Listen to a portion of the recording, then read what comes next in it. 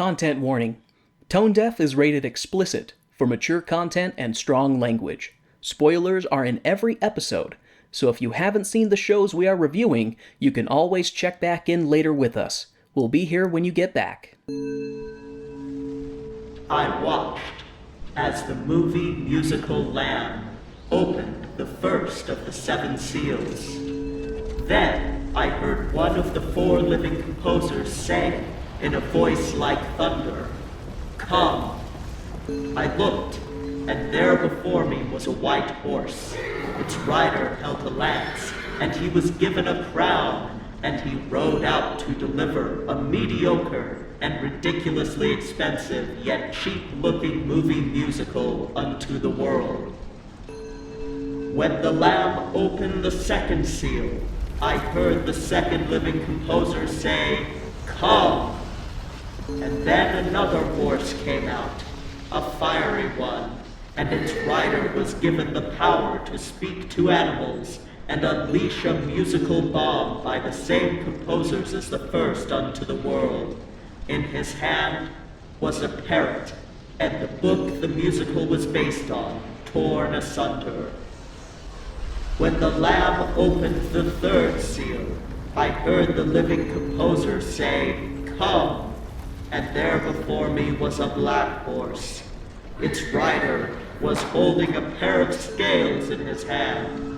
Then I heard what sounded like a voice among the 4 composers say, "Add more bodies, add more sets, 25 million to make 26. When the Lamb opened the 4th seal, I heard the voice of the 4th living composer say, "Come." I looked, and there before me was a pale horse. It was the death of the big Hollywood movie musical of the Hays Code era, and it rode out on the horizon, the lost horizon, if you will, taking the roadshow release of movie musicals with it. The Book of Theater Revelation, Chapter 6, verses 1 through 8.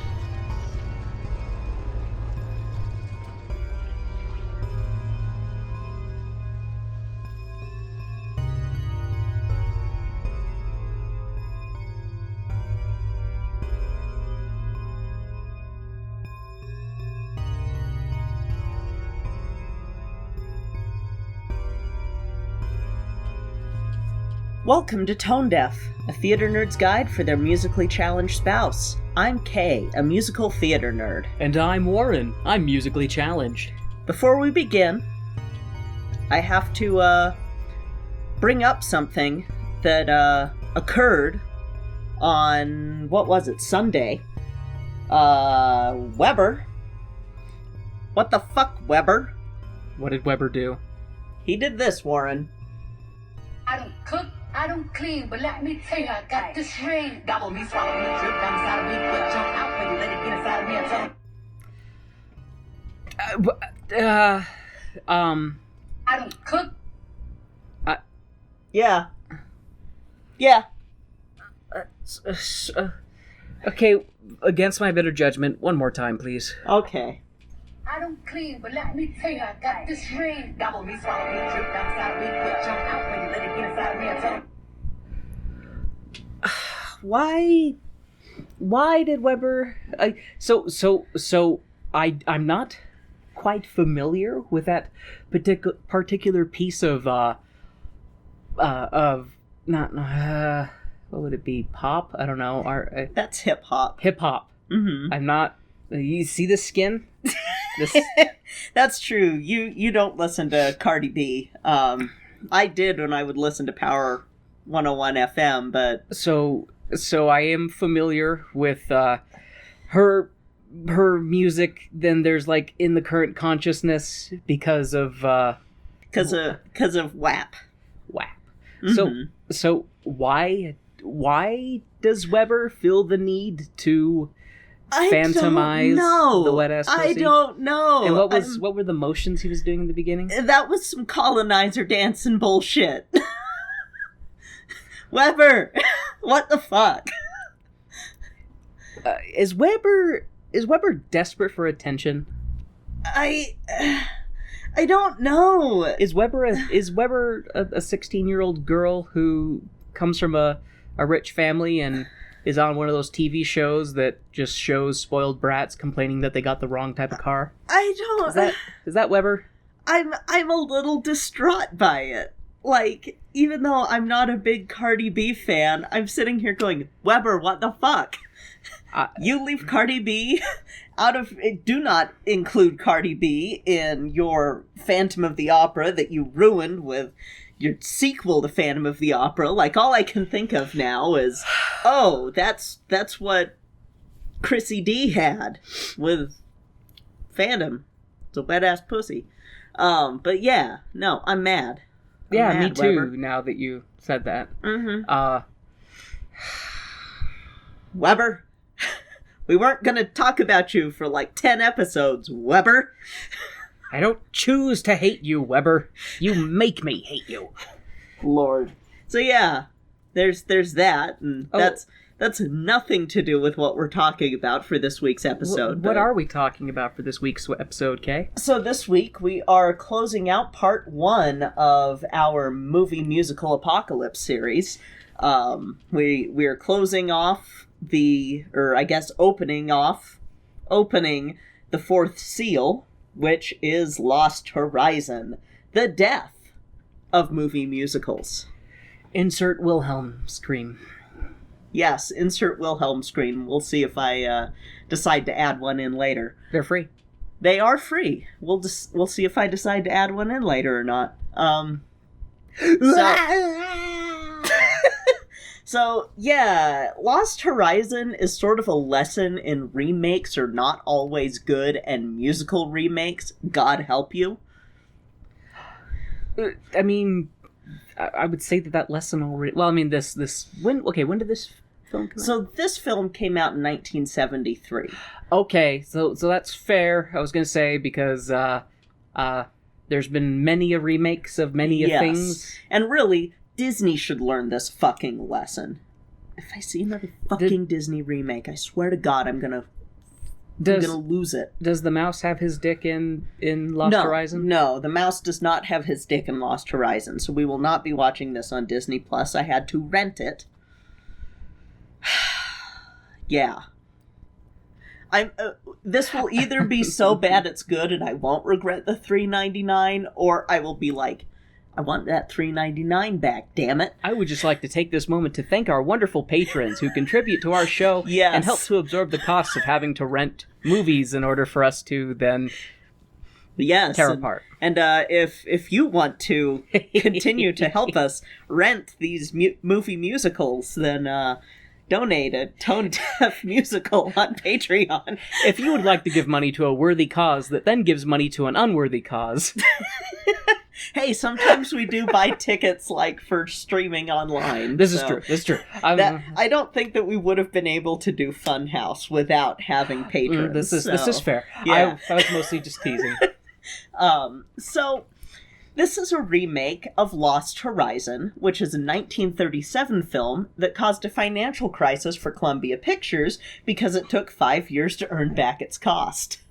Oh, Latte does not like that. She does not like that. Did you grunt about that? Yeah. Yeah, she did. Latte's like, you're gonna get very angry and yelling at things. You stop petting her. Now she's chomping you. Now she's chomping at the air. Latte wants her dad's attention and not to pay attention to the stupid box. So, Lost Horizon the movie was also an adaptation of the 1933 James Hilton novel, Lost Horizon. There's also another musical adaptation of this from 1956, but I'm betting that the 1960 Hallmark Hall of Fame broadcast of it is hard to find, since the musical itself only ran for 21 performances on Broadway. That's a short run. Yeah. The stage production was called Shangri-La, which is a portent of what this movie is about.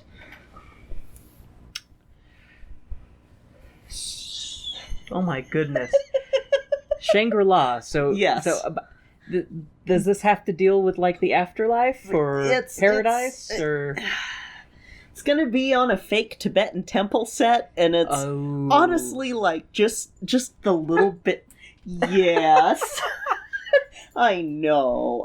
You had a day today. Latte is co-opting podcast time. Yes, she is. It is currently Pet the Dog time. You made me go to the vet and get my blood drawn, and the vet had to chase me around with a ladle. Mm-hmm. And then you went around the backyard with a ladle. Why are you all so interested in my pee? Yeah, why are we interested in your pee, Latte? Anyway, so, yeah, from what I saw, because, again, I've never seen this movie. I didn't know about this movie until we were getting ready for this. From what I could tell, this feels a little bit like Brigadoon, but in Tibet. Which you don't... Oh, God. I mean, I know the Family Guy. I know the elevator-ish pitch of Brigadoon, that it's a old-timey city that, like, disappears for 100 years at a time or something like that. Yeah. So I can extrapolate that there's something temporally out of balance with this show. It's something like that. Yeah, like when I looked at it, I was just sort of going, I don't think I'm gonna like the plot of this or anything. And we'll talk about that in a minute. The film was directed by Charles Jarrott, with music by Burt Bacharach. Jarrott. The music was by Burt Bacharach and Hal David. The pair, Bacharach and David, did several songs for Dionne Warwick. Let's see. In the morning I wake up, before I put on my makeup, I say a little prayer for you. I am familiar with that. Or do you know the way to San Jose? I did that out of key. I do not care anyway. Anyway, that's Dionne Warwick. And at this point, Bacharach and David were on the verge of ending their partnership. So you could say that the relationship was on the Bacharachs? Oh, God. I really like the last name Bacharach. That might be my new favorite musical person name. Holy fuck.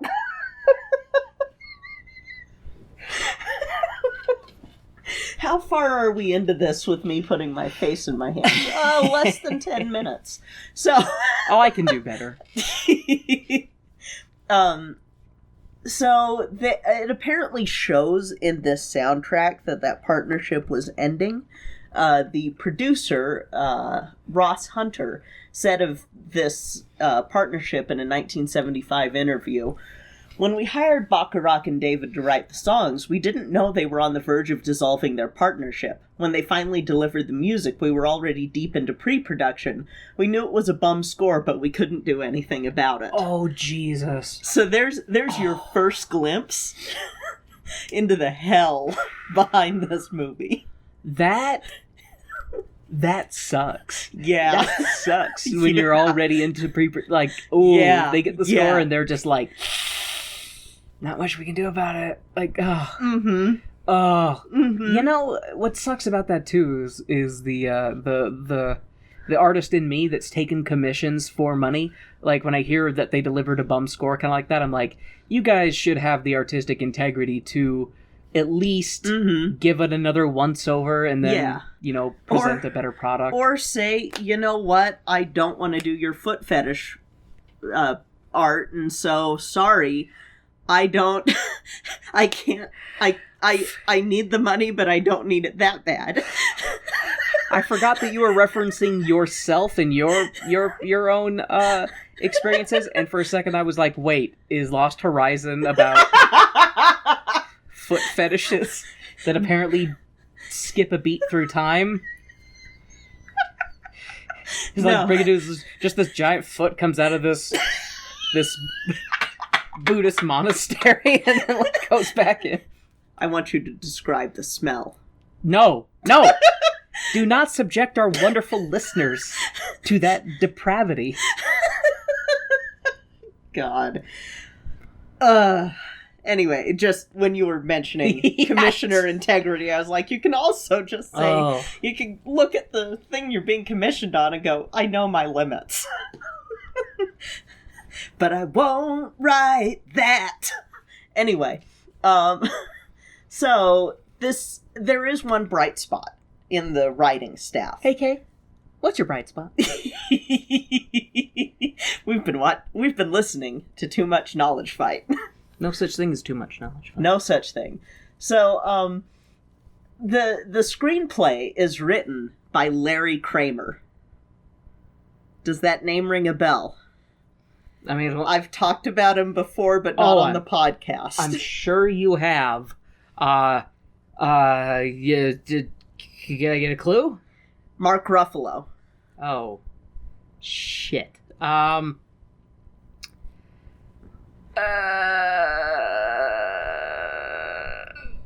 Heart thing. You're close. It's called A Normal Heart, is the play that he did. It was about the AIDS crisis. And that's Larry Kramer. Okay, I do remember you talking about and that. So, I want to do an episode about Larry Kramer someday. I'm not sure if it would be like that we do a series on playwrights or something. Vote now on your phones. But Kramer was not proud of this movie at all. In fact, he was just sort of like, well, the money made it so that I had financial freedom to be a playwright, but... there you go. Because he got like $300,000 for the screenplay in 1973 money, so... That would buy a used car now. Yeah. Yeah. Well, used cars less than $300,000. That would have at least helped with tuition and books and life on college. But this is his last screenplay really that he did, and then he focused mostly on plays after that, because he I think is one of the only ones to come out of this not completely fucked over for the rest of his career. Okay. Well, I guess other than some of the actors, because we'll get into the acting, and there is some big name talent in this movie. I bet I won't know who any of them are, because it came out in the 70s. Probably not. So, like I said, this was produced by Ross Hunter, who has a Keir Delay connection. Blah, blah, blah, blah, blah.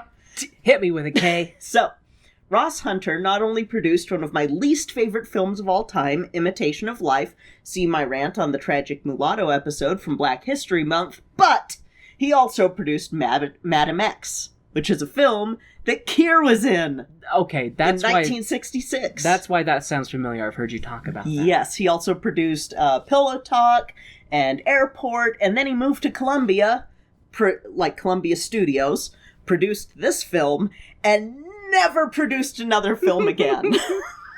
Now was that because he was disgraced and nobody wanted to work with him? Or was he just like, I've had a long, full career and it's time for me to hit the old dusty trail and go live with a nice screenwriter in a farm up north? I think he said the latter, but I'm pretty sure it's the former. Because this movie took down a lot of things, including the movie musical, from Hollywood. Did it bankrupt any studios? I don't think this bankrupted. I'll have to check again in my notes. I haven't gotten to the monetary part of this yet. Did anybody develop a drinking problem because of this? No one developed a drinking problem because of this one. We may. We'll see. So, for a second you said that, and I was like, "Who's we may?" And I was like, "Oh, damn it! You meant us." So, production took place on the Warner Brothers lot, and like I said at the start of this series, the castle in Camelot makes a reappearance as Shangri-La. They just made some changes to make it look more Tibetan and less Arthurian.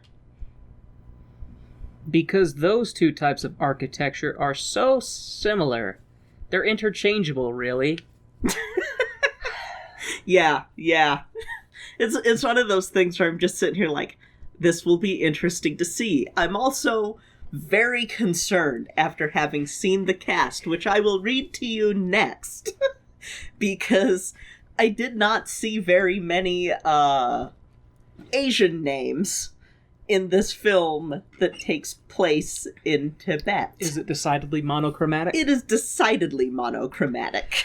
Wait. For the 70s I'm in America? a little concerned with the amount of white people. Little concerned.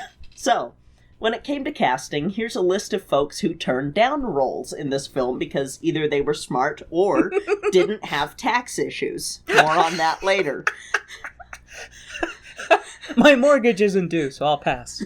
So, we have Julie Andrews, Jean Arthur, Barbara Stanwyck, Toshiro Mifune, Robert Shaw, and then more tragically, the film features the following Oscar winners: Peter Finch, George Kennedy, Sir John Gielgud, who we're going to talk about in a minute, as well as featuring some other nominees, Liv Ullmann, Sally Kellerman, and Charles Boyer. So these were all people who at the time were pretty big. Yeah, and I don't know any of those names. We also have Michael York and Olivia Hussey in this. Olivia Hussey creates another Keir Dullea connection for this film. She was in Black Christmas with him. I was going to say, because that did remind me, because I'm sure I laughed at the last name Hussey. She and Michael York were also in Romeo and Juliet together. Wait. Michael York? Of the prestigious York Peppermint Patty family? Fuck. He's got Peppermint Patty money?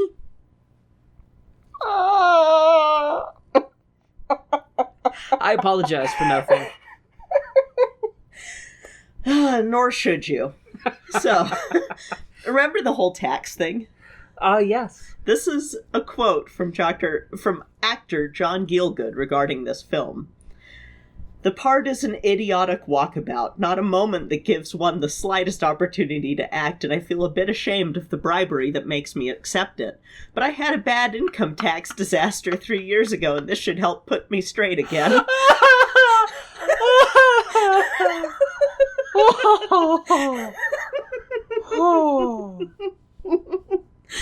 He has some great quotes about this. I love how aware he is. Yes. It reminds me of what's his name? He's an English actor.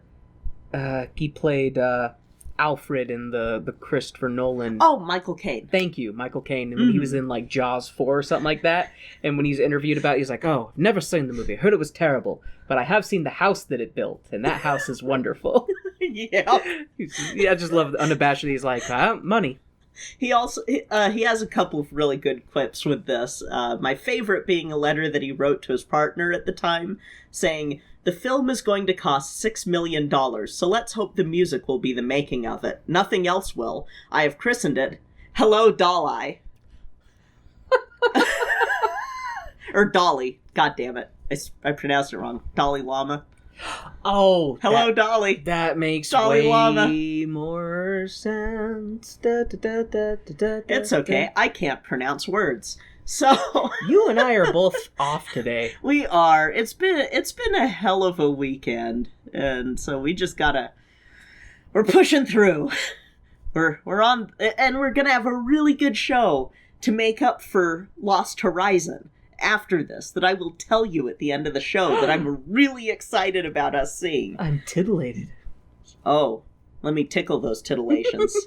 Anyway, according to IMDb, there was a special that was done in 1973 to promote the release of the film, with Richard Harris and Sammy Davis Jr. among the star-studded lineup, and I kind of hope Sammy Davis Jr. socked Richard Harris in the face. That would be great. That would He probably didn't, because he's a No. better person than I am, Mm-hmm. but still.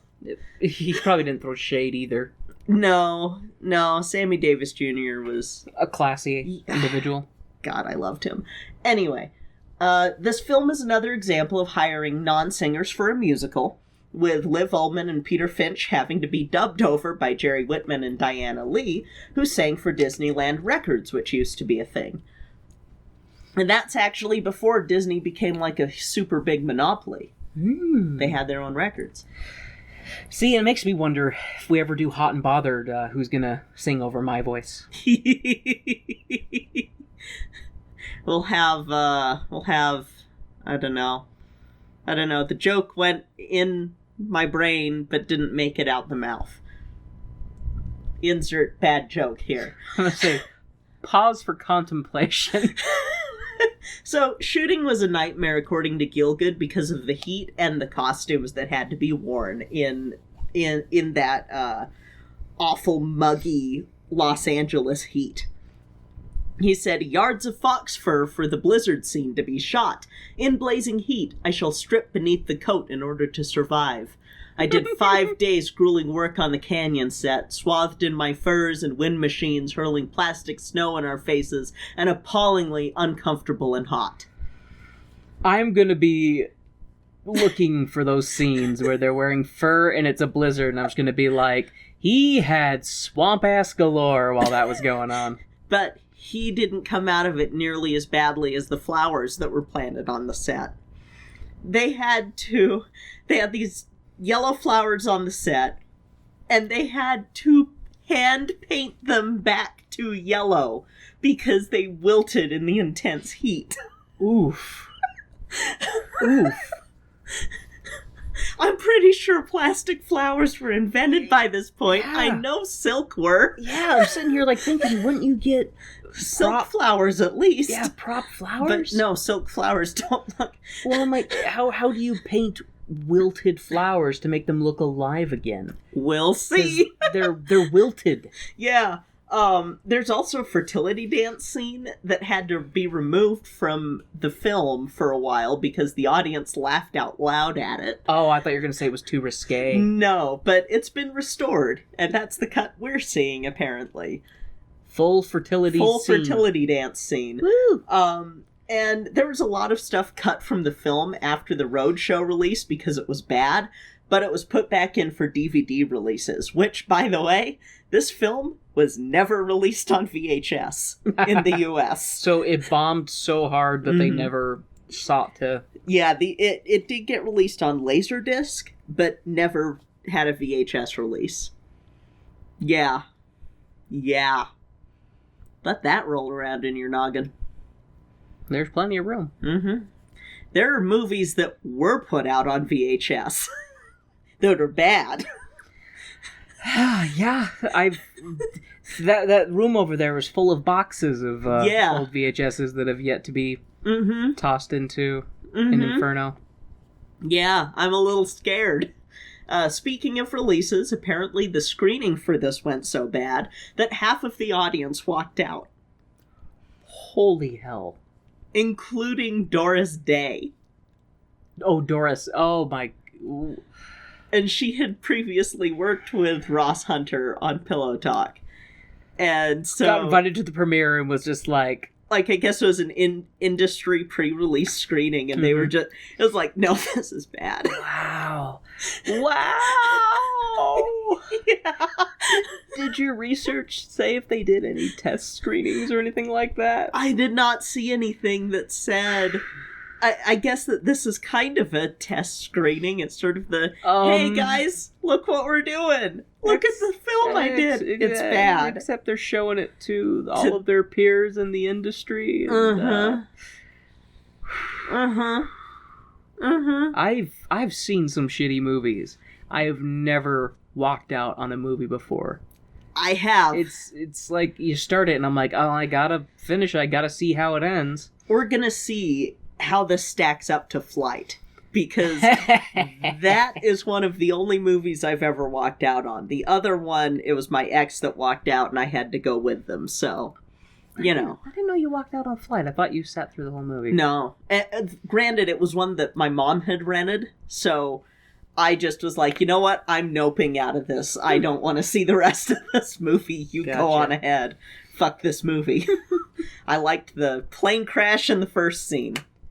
Or, I guess, plane flying almost crash in the first scene. That's it. Flew upside down. Flew upside down. It's no Sully. Anyway. This movie was so bad that this is the one that led major Hollywood studios deciding not to produce musicals for a while.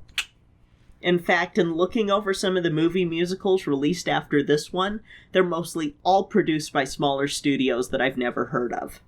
Like, basically non-major Hollywood studios. Or they're animated or have Muppet actors. So... I was gonna ask about that. Yeah, okay. So basically like live-action Hollywood movie musicals. Nope. After this point, it's smaller production studios, non-Hollywood production studios doing them. And that's where you're able to get things with like Rocky Horror Picture Show and Tommy and Litztomania and Hair and all of those, because it's not this major Hollywood studio that has kind of, this is what our studio does.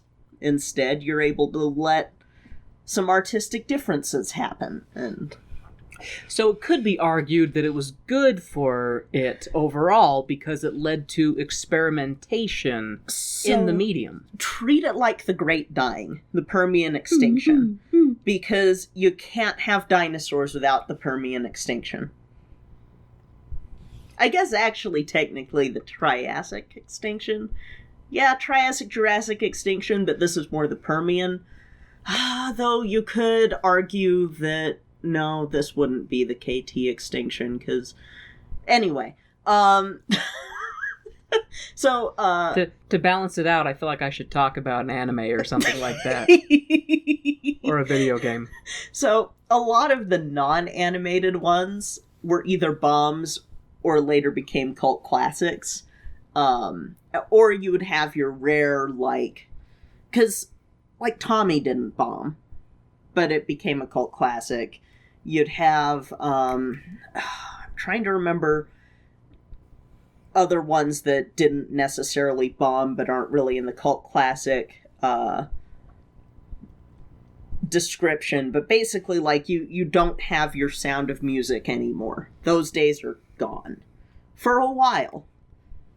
For a little while. But just like Zombie Jesus, it creeps back into the public consciousness. Mm-hmm. Yep, just like Zombie Jesus. So, just wait, though, because we're going to be doing a Razzie double feature at some point to completely finish out the movie musical Apocalypse.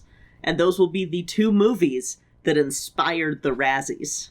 And they're both musicals. Fantastic. Yes. Yes. So that'll be fun. I do have a review that was from The New Yorker, review by Pauline Kael, and it has me concerned. This is the snippet that has me concerned. It's a middle-class geriatric utopia where you can live indefinitely, lounging and puttering about for hundreds of years. And this is her exact quote: "The Orientals are kept in their places and no blacks are among the residents." There's probably no way to rethink this material without throwing it all away. So yeah, this is gonna be fun.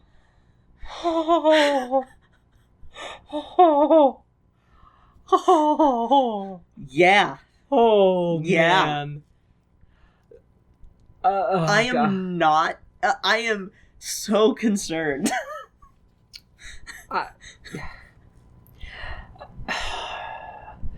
Let's do it. Let's we can't We can't not. we can't not. So the only thing to do is to just grit our teeth, bend over, and just take it. I may start drinking early. We'll see how bad it is. The second half of this may be pretty interesting. So, before we get on to the movie, this movie cost $5.9 million to make. How much do you think it earned? Wow, I love the look in your eyes right now because you know the answer. And okay, Okay, I want to guess that it made less than $6 million. I find that kind of hard to believe just because I'm surprised it only cost $6 million to make this, because usually... I mean, reusing sets. yes, that's fair.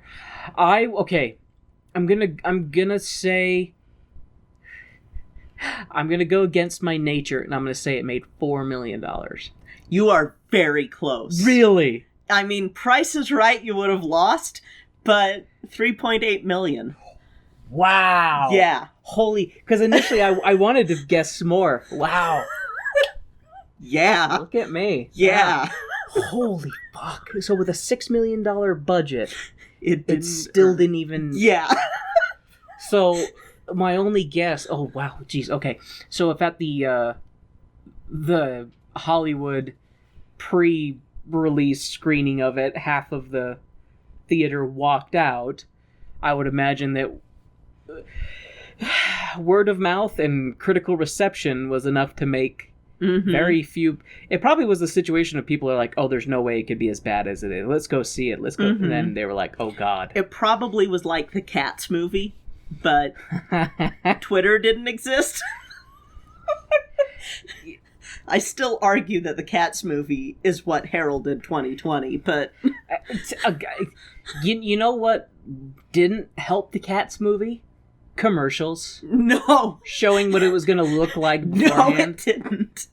They just should have had, like, stills. Just if they would have just had pictures of Victoria just, like, smiling and played that for 30 seconds, then been like, Cats in theaters.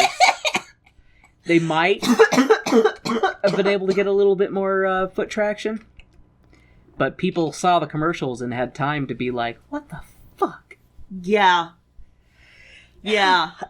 I cannot... Wow. I'm still stunned that this show tanked as bad as it did with that low of a budget. And on the one hand I am, but on the other hand I'm like, the last time Columbia tried to do Lost Horizon, it fucked them over. Because they were the ones who did the 1937 one that cost the studio money and nearly destroyed the studio. Took 5 years to recoup its losses. That's so... man. Yeah. Yeah, well, yeah. You would think. You would think that after the first time that it hurt the studio, that they would have been, like, extra sure to make sure... You would think. That they had the right formula this time around. But it sounds like it's just not a very good anything. It doesn't sound like there's anything to be gained from this. We'll see. At the very least, we might end up with cirrhosis. We can write a little drinking game as we do it. And hey, one of us has to write notes, okay? I can write a little drinking game as we do. I already get fat fingers when I'm trying to write my notes when we watch this. You throw too much, you throw a drinking game in on top of that, it's just going to be Blackout, the musical. I'll try to write the drinking game. Be like, what'd you think of it, Warren? Think of what? Huh? Who are you? Where am I? How did I get in front of a mic? Where are my pants? Why is my underwear on my head?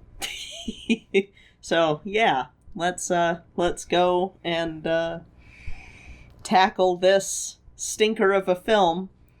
Again, it'll be better next week. Not Brigadoon. Not Brigadoon.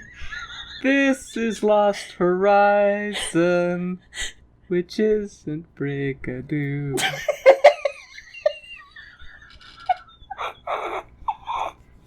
And I know the tune was way, way off.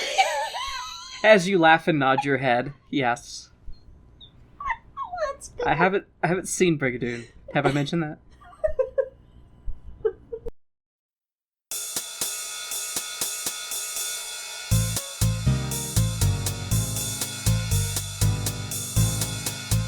Hey, Warren. Hey, Kate. Do you know what time it is? Is it time to thank our favorite people in the whole world? Heck yeah! Today, we would like to thank our stage crew sponsor, Jasmine Wu. And our producer circle sponsors, Bianucci, Reagan, and Taylor Brandt. Thank you all so much for your support of our show. We truly appreciate it.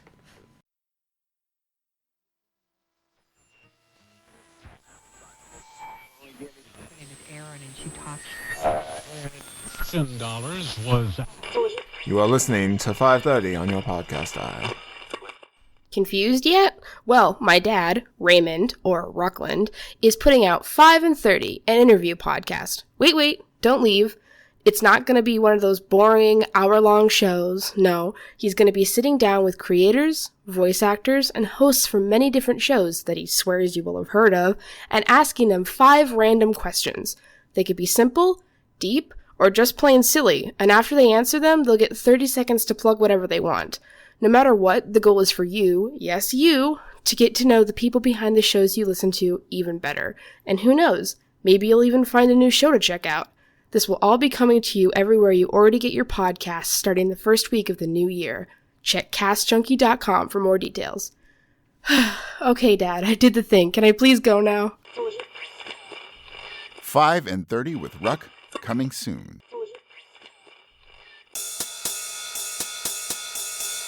And now, the lights are going down and the music's starting back up, so let's head back to the second act of our show.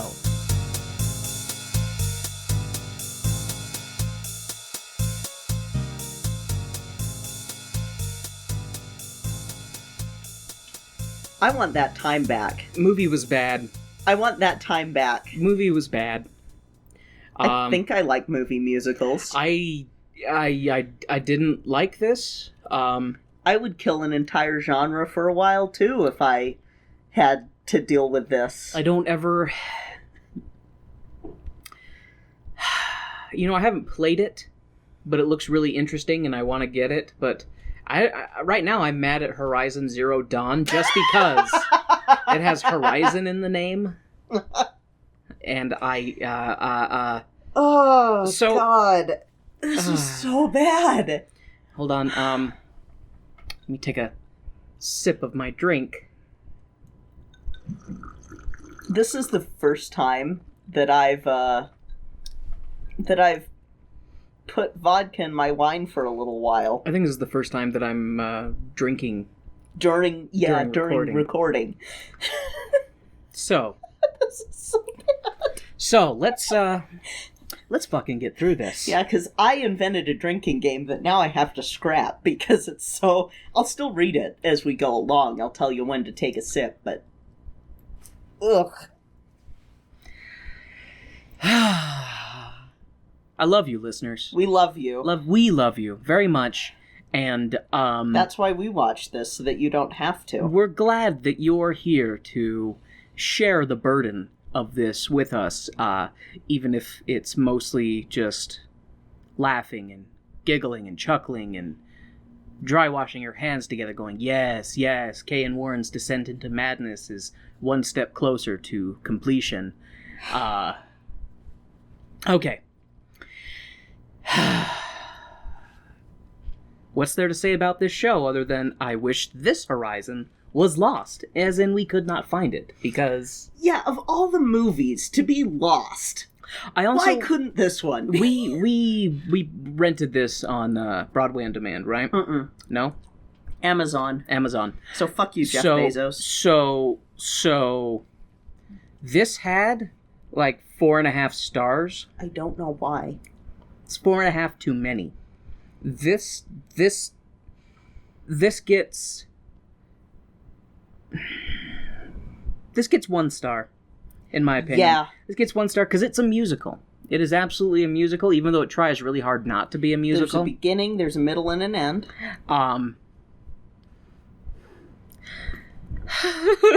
There are characters that have names. And they go places and do things and occasionally sing. And characters have growth?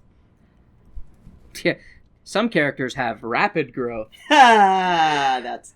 Oh, Okay. You know what, folks? If you sit there and go, I really want to check out this Lost Horizon movie, go watch Brigadoon instead. I should have had Warren watch Brigadoon first, and I'm kicking myself. You know, what kind of makes me laugh, though, is we have a disclaimer at the beginning of our episode that says there's going to be spoilers, and if you want to watch the show, we'll be here when you get back. I will say that we need to record a new disclaimer. I'm going to wait until you're done drinking. We need to Okay. record a new disclaimer that we will put up in front of really bad shows that say, fuck this shit, don't even bother watching it. You know what, if you want to skip this episode, you're free to. We're just going to be complaining a lot. And then, of course, they'll be like, oh, I have to hear what they have to say about this show. From what you've told me, people seem to like the ones where we yell a lot. Yeah, because they like our pain. You know, Schadenfreude. People taking pleasure in your pain. I feel so attacked right now. Because I'm guilty of that very much so. But you know, I do enjoy talking positively about musicals, believe it or not. Yeah. And then we get one like this, and I go, what positivity is there for me to say? Oh, I know. It has an ending. It does have an ending. It's a definite positive thing. We're not still watching two positive notes. Bobby Van, who played the comedian. Okay. And James fucking Shigeta. Who? He was the only Asian guy with a speaking line. Or an English speaking line, and he was in Flower Drum Song. He was... That was it. Those were the two positives in this movie. And it ended. So three positives. Three positive things you can take away from this episode. Good night, folks. But no, Kay won't let me do that. No. So let's get into it so that we can be done with it. Yeah. Before I begin my tirade, do you have anything you'd like to say, dear? I'm gonna be interjecting with when you take a drink. I'm taking a drink right now. Well, yeah, but like for the audience, when if you do not heed our warnings, this is when you drink. Okay. The movie opens up with an epic, misty mountaintop scene and some loud instrumental music signifying the impending awesomeness that awaits us. But then the singing starts, and the tune changes immediately, and I'm already disappointed. Mm-hmm. Because it started out with just this nice shot and just this da-da-da, and I'm like, oh, maybe the music will actually be pretty... Oh, Get used to disappointment, babe. This is Lost Horizon. Side note, how the fuck do you lose a horizon? It's the horizon. Turn your head in any direction and look into the distance. You see that distance? That's the horizon. It's not lost, is it? In my original drinking game, there were 2 moments where you would take a shot at this point. Because I said Lost Horizon? Yes, like in the song. But your initial drinking game that you had to revise because you're like, this is going to give people alcohol poisoning. Yeah, so instead, if you want to follow the hard mode, you take a sip. Hard mode or easy mode? Hard mode, because I'm not doing murder mode. Murder mode, there you go. No, hard mode, you take a sip every time that Lost Horizon is said. We should call it... It happens 4 times. We should call it manslaughter mode, because we didn't actually kill anybody. But if they follow that advice, they will die. We here at Tone Deaf do not necessarily condone playing the actual Tone Deaf drinking game. We here at Tone Deaf urge you to drink responsibly. Thank you. You finished it. My brain went, what do we here at Tone Deaf do? We review shows, both good and bad. I don't always review musicals, but when I do, I don't drink Dos Equis. That shit is trash. I don't always review terrible musicals, but when I do, I create a drinking game. Uh-huh. Okay, anyways, after the weepy, distant singing about horizons being lost, chaos! White people in turbans are upset and seem to be... Take a sip! Are upset and seem to be charging an airfield, trying to get on a plane. I think... But there's then white people without turbans who seem to be more important than those with turbans, and they're able to get on the plane. This was so bad. The plane, full of important white people, takes off and leaves behind the white people playing Tibetans. Apparently, the local city or town or village is on fire, and... I think they were supposed to be Mongolian, but you wouldn't have known. Because they were white. Yeah, because they were fucking white. And they were wearing turbans, and that just makes me kind of go, Sikh? I don't Sikh or Muslim. That's kind of what I think. Yeah, I think it was supposed to be Mongolia, but I'm not... Okay, you could have told me that they were supposed to be Martians, and I'd have been like, alright, sure. That's not going to make this any dumber. No. God. I'm sorry if that came off as No. somewhat aggressive towards you. I did not mean it that way. You're fine. I'm... Ugh. Okay, but apparently the local city or town or village is on fire, and there are armed guerrillas moving in. An important white radio guy radios Hong Kong, which is still under British rule, and explains why another silver-haired Englishman answers, saying, "We've already sent you all the planes that we can. Now get your important white people out of there and leave the white Tibetans to their fate." Was that supposed to be a silver-haired middle-aged white man joke? No, I think I was going to type Silver Fox, and then I was like, I think that means you want to fuck him. And I was like, I definitely don't. Anyway, okay, says our potential protagonist, and the important white people proceed to tell everyone else to remain calm as they go around destroying fuel and preparing to abandon the white Tibetans, which they do, 'cause fuck them, apparently. God. And, like, when he's on phone with Hong Kong, the guy's like, oh, get the people on the list out of there, kind of thing. Mm-hmm. And he's just like, yep, like, there's more room on the plane for more people, but it's just this handful of people. Oh, it pissed me off. And then when you find out why they were there, I'm like, you motherfuckers! You might have to fill me in on that, because maybe my brain... They don't reveal it until the very end, and then I'm just like, oh, you motherfuckers. Oh, gotcha. Cockbags. That's right. I remember. Spoiler, they were there for some kind of, like... peacekeeping thing. Yeah. Well, peacekeeping in quotes. Yeah, like, in none quotes. of them were any kind of military or policing. They seem to be, if anything, like, they work for some kind of ambassadorship. I don't know, because there was a reporter... Okay, you know what? It's bad. It's bad. We gotta continue with this, Hannah. We're gonna be on it all night. Oh, God. Our brave heroes get airborne as the armed guerrillas, who look nothing like gorillas, mind you, Oh, my God. pull up in their trucks and are shooting their guns at the white Tibetans. But who cares? They're not the important ones. While airborne, we see our cast of people worth saving. Mr. Conway, first name not found. George, who I realized later is his brother, who looks like an aged-up photo of a missing 5-year-old who we've just seen 30 years later, and they're like, is that the kid who went missing?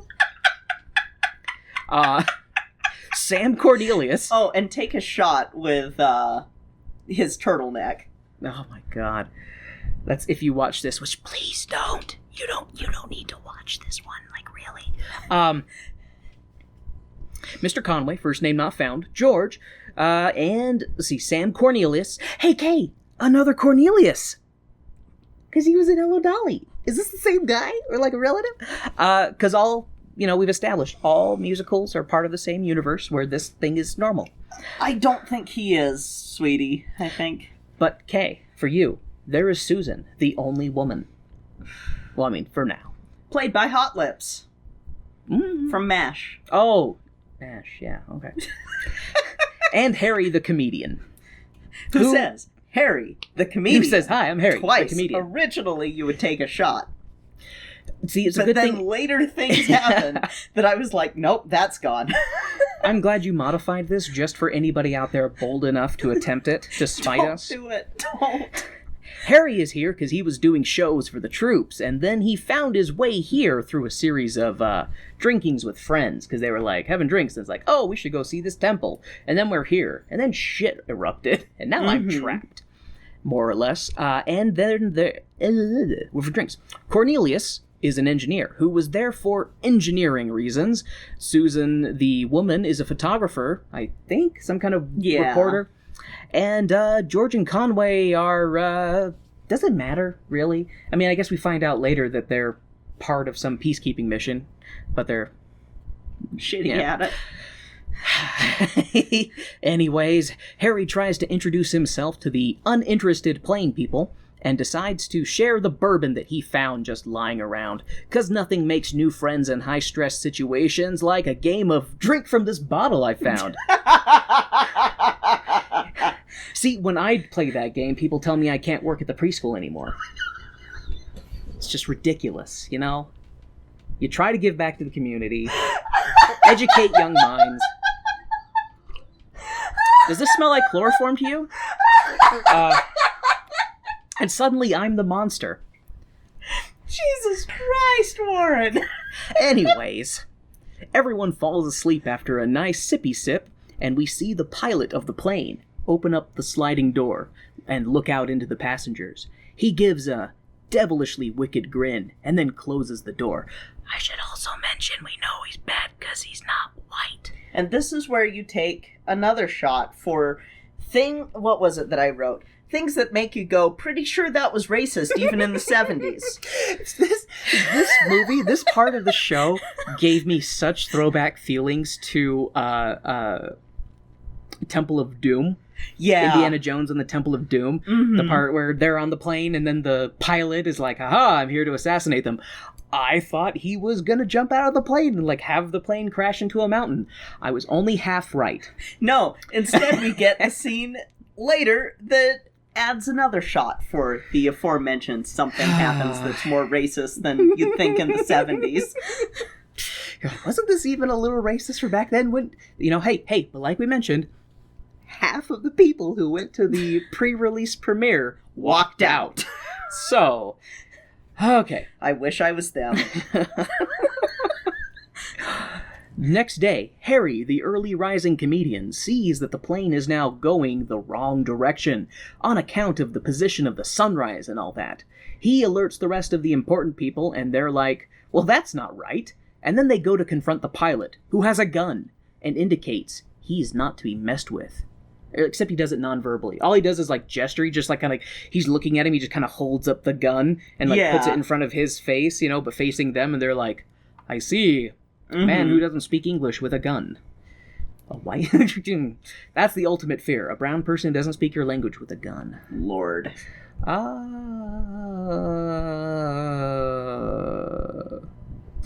You sounded like the plane. Nice. The plane lands in a desert outpost full of genuine, actual Tibetans or Tibetan-adjacent people. Totally not mostly white people, and couple of folks of ambiguous ethnicity, and then a few folks that actually are of Asian descent sprinkled in. Sprinkled in. It reminds me of doing Aida in Utah. Or Hairspray in Utah, or Once on This Island in a youth group in Utah, or... What are you trying to say, Kay? There aren't a lot of theaters that seem to attract people who look like me. When has diversity and inclusion ever mattered in America? Don't we have a whole statue that's supposed to be... Anyway, so the plane lands in the desert full of total actual Tibetans, and these ragged outpost people start passing cans of fuel down to one another in this human chain, and they start fueling up the plane. The white people try to get off the plane, but the Tibetans brandish weapons at them and scare them back into the plane. After the refueling, the plane takes off again. And you take a sip at this point because the way that they're having them acting is just... The best way to put it is savage. Yes, and the best way to put it is savage. In oh my my opinion. God, it made me so mad. They're behaving very bestial, and one of the guys is licking the window, and just being really creepy. I think he's doing it at the window that has Susan, the woman, the white woman. So it's even. It's even more. It's really coded. Holy shit. Yeah, it's like I said. Something that makes me go, pretty sure that was racist even in the 70s. Take a sip. And the reason is, their whole purpose is to scare the white people back onto the plane. After the refueling, they take off. But then, the plane crashes into a mountain. The plane crashes into a mountain. And this is where you can, finish a drink. Because it is the calmest fucking plane crash ever. It skips to a soft landing. Yeah, even when you're supposed to have the pilot. Oh no, the pilot's dead. It's no, he maybe got knocked unconscious. He's not. No, but Kay, didn't you see he had blood leaking down the side of his face? He bit a blood pack. That means he's dead. A little bit of blood on the inside of your mouth is the exact same as being ejected through the windshield and, like, splattered on the rocks. I have been through worse turbulence than that plane. Than that plane crash. Like, Okay. It's only a model. That was not a very good impression. But I'm not going to apologize until Lost Horizons apologizes to me. Luckily, however, after the plane crash, all the white people survive. But the Tibetan pilot, not so lucky. I mean, he did kidnap them, and he kind of gave evil looks to them, so I guess that makes it okay. Anyways, the colorless cast of characters are freezing to discomfort inside of the plane, which lies in the middle... Freezing to discomfort? They're not freezing to death. They're just very uncomfortable. That was great, though. Which lies in the middle of a snowy mountain. They find a map that the pilot had and are like, this part must have been where we were. And, not sure where we are now. It was... okay? Good job. Good plot point, movie. Anyway, so they continue to freeze inside of the plane until they're rescued by a very pale Tibetan whose name is Chang. Take a sip. And his band of merry travelers. Chang explains that the reason his English is so good is because he studied at Oxford, and totally isn't because he's an English actor. And he learned the language of your people. He learned the language of your people. That's the line. That's the fucking line. He managed to get all the way to London, England, without knowing any English, and there he learned how to... So I have a joke in here that I really liked, and I skipped over it, so I'm going to do this line again. Chang explains that his English is so good because he studied at Oxford, but he doesn't explain why he looks like a knockoff Patrick Stewart. Anyways, he says he'll take the survivors. Oh my god, he does! He absolutely looks like a knockoff Patrick Stewart. Holy shit! I really wanted to make some Patrick Stewart jokes, but I like Patrick Stewart. And he would never be in this. And if he was in this, he'd be the best goddamn part of this movie. This is true. And instead of talking about Harry, we'd be like, yeah, Harry was fine, but man, Patrick Stewart was in. This is very true. Only reason to just watch the parts of this movie with Patrick Stewart in it and then turn it off. And the guy that plays Chang is the guy that had all the stories that I was reading from that had the tax problems. That's him. He did the movie. He's like, I owe the IRS money. Yep. And I have no skills other than playing a Tibet man. I mean, he was a highly esteemed actor in England, so... That's why he played a Tibetan. Like, only a really good English actor can play a Tibetan. I mean, other than a Tibetan. But how many of those do we have? Anyway. I'm getting off on too many tangents because I don't want to talk about the show. Knockoff Patrick Stewart, excuse me, tells him that he'll take the survivors to the llama street in the morning. I'm excited to see some llamas. They're cute. At the break of noon the next day, the adventurers set out in the totally real snowstorm, hiking through this real snow. They come to Shangri-La, which is oddly green and sunny considering the raging blizzard not 6 feet outside. This is because they're surrounded by mountains on all sides. A natural phenomena they are very grateful for. You know, we are sort of surrounded by mountains, and I don't think that mountains do what they think it does. No, you see, Kay, they have a monastery at where the perfect point of the mountain where all the winds just collide and they just go straight up, and it just passes right over them. That's not... No. That's the only way I can suspend any amount of disbelief. My suspension of disbelief is either A, they truly are going on Brigadoon logic, and every so often the mists will part and Shangri-La, Shangri-La, I hear rising up out of the haze. I hear Brigadoon is better than this. Yes, it is, and I'm, like, Brigadoon's not my favorite, because, I don't know, after a while you kind of get bored of the same stuff being seen on the screen that don't look like you, and then you, and especially because you're sitting here like, what could be really interesting is to, maybe have, but no, okay. That's a role I'll never get to play. Okay, you should know that the arts are not about trying new things. This goes double for musicals. Lord. Art does not grow by trying new things. You gotta stick with what is formulaically proven to get asses in the seats.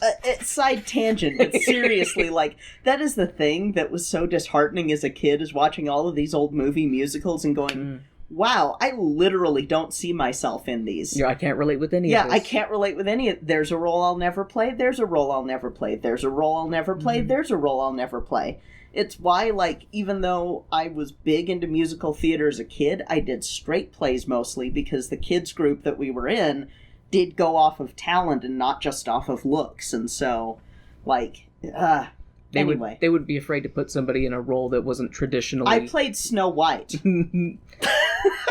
I bet your Snow White was as good as your Dorothy. Mm-hmm. And I also had played Juliet. I wanted to be the nurse, but I got cast as Juliet. You're my Juliet, except I promise not to... I have jokes about that in this drinking game. Fantastic. So I do want to tell a little bit of a story that was funny during watching this. Kay was saying I should have had you watch Brigadoon first before this. And I just turned to Kay. Is Brigadoon as bad as this? And Kay stops and thinks. And I can kind of read them, and I'm just kind of like, so the music is probably better than this, but it's still not that great. Yeah. So, but hey, if you've got, come on, it's a musical. If you got good music, and people listen to a stupid show for good music... I will forgive a lot for good music. It may not get points for story or anything like that, but then people will still listen to stuff. It's why Starlight Express is above some shows. They should. Because the music is kind of fun. In some of the songs. I can't separate the two in my head. But with... Anyways, Kay, back to the show. Especially since none of this Shangri-La shit makes any sense. Go figure. Walking around and they're in the same set, so it's Shang-Malot, Camera-La, this fucking place. They see lots of red-robed people walking around, and a pretty white woman holding flowers. Yeah, and Conway sees her, and he's just like, oh, you're white.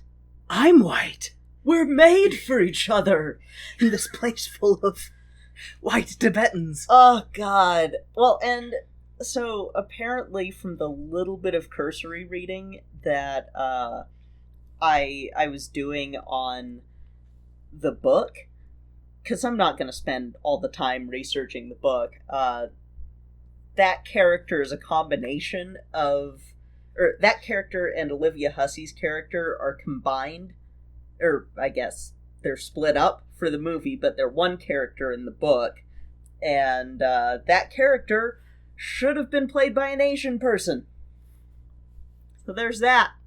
Well, they can't be disrespectful and have a handful of actual Asian actors when they've already gone full balls deep into the let's just have a bunch of white people play Oh wait, no, we do have some actual... We do have actual Asian actors in it. It's just that either they're extras or they have 2 or 3 speaking lines. They're not very important. Correct. They are not very important. The teachers group that I used to be a part of just did a big ol' alert, so I have remembered to shut down the alerts. Ruined the whole episode. I know.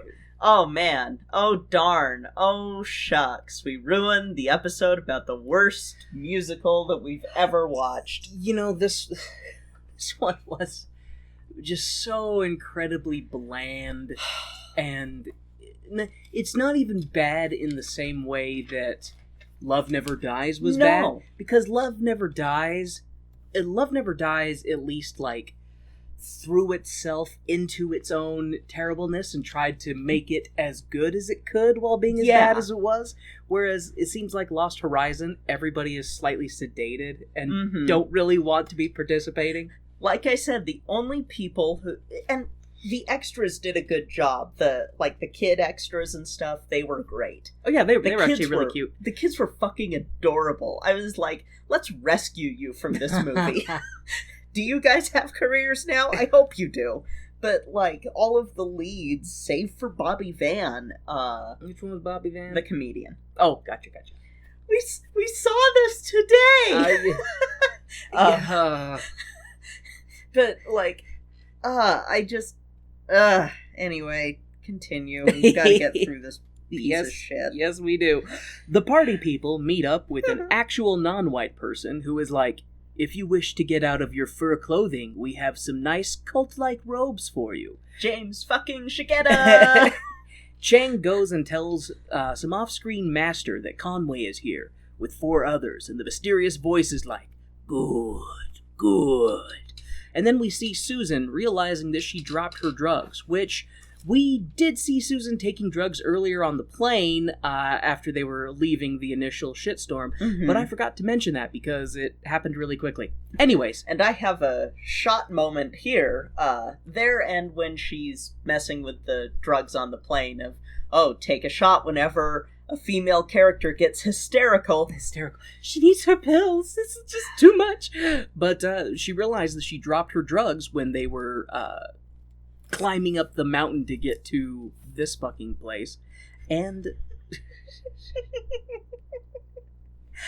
and she does what we all want to do while watching this film and jump off a fucking ledge. She gets stopped before committing suicide by Chang, who is like, no, don't kill yourself. We have plans for you. And like, isn't life awesome? And then Susan is like, oh, okay, I guess life is pretty great. And then, climbs up off this ledge. I almost feel like that could count. So I have one of my spots in the drinking game is white people getting spiritual fulfillment in Asia. Like a Sisterhood of the Traveling, I guess that's not Asia, but like a Eat, Pray, Love or whatever sort of shit going on. And so that could probably count for a shot. Originally I had 4, but this could be 5. This would be very dangerous to practice in real life. Yeah, y'all do not play this game. We then see Harry the comedian being like, a funny thing happened on the way to the airport. Take a shot. He referenced a better show. Take a shot. What show? Funny thing happened on the way to the forum. Oh, okay. Harry, which part? I'm glad that you kept that in, though. Harry, which part was funny, though? The armed, not gorillas shooting white people in turbans, or the, well, I mean, if they were going off of absurdity, then that is pretty funny.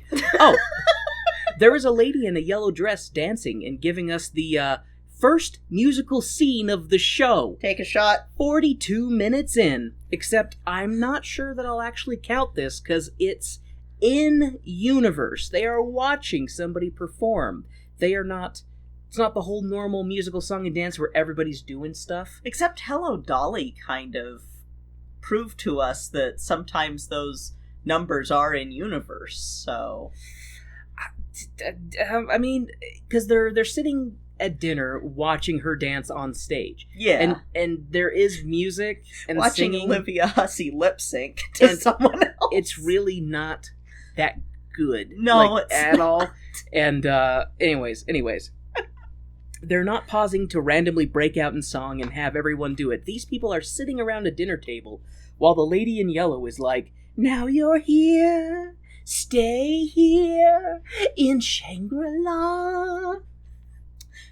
And that woman's Olivia Hussey's character, Maria, who we learn about more later. Yeah. The mediocre kind of musical scene ends with Chang coming out and being like, Susan doesn't feel well, so it's just us fellas. Dude's night! But the others are like, thank you for saving us from certain death, but we'd like to go now. And Chang is like, I'm afraid we have no radio, no messengers, no way to get out. There are some porters 500 miles away who are the only people we deal with, and if the weather on this magic mountain is favorable, they might come up here with some goods to trade. We haven't seen them in about 2 years, though, so make yourselves comfortable. Chang is then like, well, it's getting late. Sleep well, especially you, Conway. To which Conway is like, me? Why, thank you. I didn't realize I was so important. Am I going to be chosen to be the next white savior of this Tibetan monastery? You know, the more that you say this, I think we have to add another spot where you take a shot in the drinking game. What? So I have one of the things that you look for is white savior BS, and that kind of counts. So That's where they're playing footsie with the white savior trope. Mm-hmm. Yeah, no, they don't dive head first into it quite yet. No, they're just kind of poking him with the foot, going, "Hey, you're destined for greatness." Conway and George are then like, "Something is off, right? Things seem off. We should try and find a way out of this apparent paradise." We then jump to the next day with Conway hounding Chang about where is Shangri-La? How many people are here? Oh, and did you orchestrate to bring us here against our will? Chang is deflecting questions, but then he's like, "All will be made clear, eventually." Chang then gives Conway a tour and is like, "Look how perfect everything is here. Why would you ever want to leave? Everyone lives very long because of our stress-free lifestyle." Meanwhile, George is flirting with the dancing girl from the previous scene, whose name is Maria, and is like, "Oh hey, this is the first musical scene, but not really." And then we get our first genuine musical scene at 51 minutes and 10 seconds. And this one counts because everybody on scene freaking breaks into song and dances, so this one counts. It is kind of cute because of the kids. And it happens as Chang is like, "Hey, Conway, check out our school with the white woman teacher you were eye-banging when you first got here. Our low-rent king and I." Watch her sing and dance with the students about how the world is a circle with no beginning and no one knows where it ends. That... I really wish that there was at least, like, one really good song in here, but they're all very, very incredibly mediocre. It very much... Yeah. It feels very phoned in. Again, the least mediocre is the one that the comedian does later. That is the least mediocre. And really, like, that one and The World is a Circle... The World is a Circle is only slightly helped because of the kids. Otherwise, it's Rent King and I, is what it is. It's dumb. Anyway. And apparently the only subjects that they teach at this school are Frolicking 101, Frolicking 1010, Frolicking 1020, and other college course references. Actually, they do teach one other thing. Oh, I forgot about that. They teach French for some fucking reason. And I wrote that joke before they did the French thing, so... The very lame, not catchy first musical number ends, and we see Harry talking to Sam, the engineer, about this dream he had where he swallowed a 50-pound marshmallow. And Sam is like, "Cool." And then Harry laughs and laughs to himself some more as he walks away playing with this deck of cards. Sam then goes to check on Susan, who is talking to Len? Yeah, to Len, which is James Shigeta's character. Yeah, the one only, like, Asian person with actual speaking lines. Yeah, who isn't, like, just given a... Because I don't know if they even have any singing lines for anyone other than to Len. No, I don't... Not that I can think of. Yeah, like, even in the fertility/baby dance, I don't think that they sing either. I think that it's mostly just white chorus singing and... Yeah, pretty sure you're right. Mm-hmm. But anyway, at this point, Tulen is playing the role of Susan's emotional support Tibetan.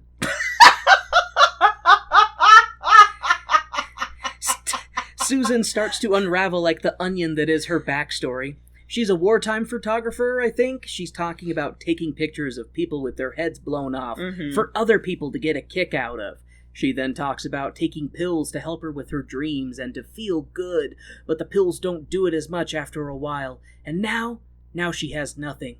I almost expected Tulen to pull out a bong and be like, "This is Shangri-La! We grow the best shit here!" But no, just more sad face from Susan. So, like, Susan is kind of the only character who has, like, a trial that they then achieve and surpass and become a better person for. Yeah. Everybody else is more or less the same as they were when they arrived. Like, there's a little bit of attempt at, like, character development. Yeah. Some growth. Harry gets a little bit of growth. Sam gets a little bit of growth. I guess Conway, even though he's like a fucking... Conway does not get growth. growth. He's a fucking loop-de-loop. And then George is just a douche throughout. George is just a smarmy little asshole. Yep. You know who doesn't have a sad face in this movie? Sam and Harry.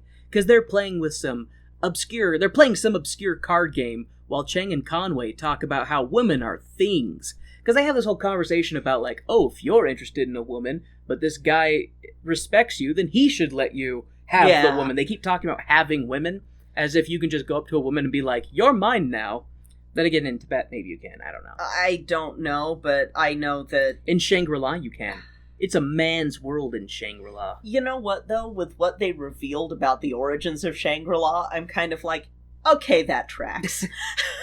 You will probably have to help me with that, because when it gets into talking with the master, quote-unquote, that part was just really dumb. Yeah, that part pissed me off.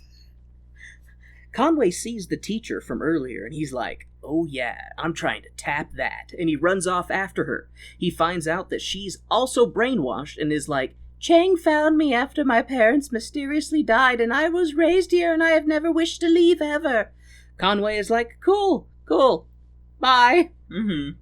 We then see a ceremony. This is a marriage ceremony. Oh no, it's got a man and a woman on a litter being carried by people like royalty. While people sing about living together and building together and getting along. It's the blandest song ever. And this is the fertility ceremony. It's heteronormativity, the song. It really is. It's like man plus woman equal family. Yep. Plus baby equal family. This entire procession is because the couple being carted around fucked. And they have a tiny gravy baby trophy to prove it. Gravy baby trophy? Gravy baby. How do you get a gravy baby? First you make the gravy, and then you get the baby. The couple does some arm stretching kind of dance while they're... I've never heard you call it a gravy baby trophy. I've heard fuck trophy. Well, and gravy baby is kind of a evolution of... baby gravy? No, it's an evolution of... Well, I mean, yes, but it's an evolution of 1776 when Jefferson and his wife were making the gravy. Yes, okay. And I so, got you now. So next time someone says, Kay, do you know where babies come from? You can say from gravy. Jesus Christ. It's technically not wrong, but technically not right either. Anyways, where was I? This is why we're not having kids. The two people who fucked and have a baby to prove it are doing this arm stretching dance, which is almost like a mix between yoga and sort of Tai Chi motions, and then they hold the baby. Don't ask me to be more clear than that. I don't have it in me. That's use your imagination, and it's probably more interesting than what this was. What's wild, though, is that I was expecting something more from that scene, since it said that people busted up laughing. I was just bored. Yeah, I was just bored too, because it just has, the woman holding the baby, and the guy's, like, stretching his arms out slowly, like, look at what we have, and then they kind of just move back and forth. Like, it's really, really boring. It really boring. I think Hermes Pan was the choreographer's name, if I remember right, and I'm like, could have done better, dude. Maybe it wasn't. I don't remember. Hey, I know that Hermes Pan had something to do with it. But... can I hit Hermes with a pan? Because he... Normally I would like the name. Yeah. But no, I'm like, no, fuck that. No. Anyways, after the gravy baby celebration, we see people working in the fields while unattended white people walk around. Sam goes into the water of a local river. Unattended white people. Hey, if you're brown, you keep an eye out for strange white people in your land. You know that. Yeah, unattended white people is how colonization happens. As I'm about to talk about, Because Sam almost pulled some colonizer shit. And I have that you take a shot there, too. Yeah, Sam goes into the water and he finds some gold and is like, woohoo, we're gonna strip mine this paradise! And he runs off. Pave paradise. Yeah, seriously. Parking lot. And, oh god. So, Conway and Frolic Teacher, whose name is Catherine, are having a picnic. And singing inside their own heads while being completely silent. It was so awkward. It must have made lip syncing really easy, since they didn't have anything to try and dub over. Like, it is the most bizarre scene. Conway and Catherine do their best to not look bored while they have their inner song about not rushing and being patient. Oh my god. What? That's where they got the idea for how the musical numbers in Tarzan would work. Reference right over my head. No, the cartoon, the movie, where, like, he never actually is singing, but instead you've got Phil Collins being his inner fucking voice. Yeah.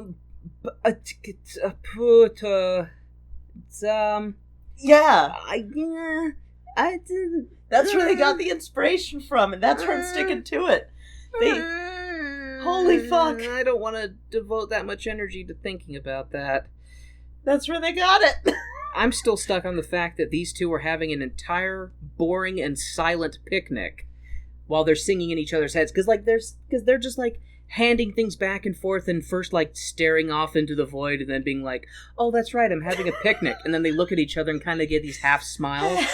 Could you imagine, like, going on a picnic with someone that you're starting a relationship with and you two are just completely fucking silent the whole time? Something would be wrong. Like, it's okay, like, enjoying a shared silence. But not when you're, like, looking into the void and then looking back and being like, oh, that's right. I'm supposed to be having a picnic with Let you. me pull this lemon out of a picnic basket. That's what got me. Like, outside of everything else, that was what put me over the edge. Maybe that was when she was pulling out. Maybe they're squeezing fresh lemon over something they're eating. No, they just pulled out a fucking lemon and put it on a plate. They did.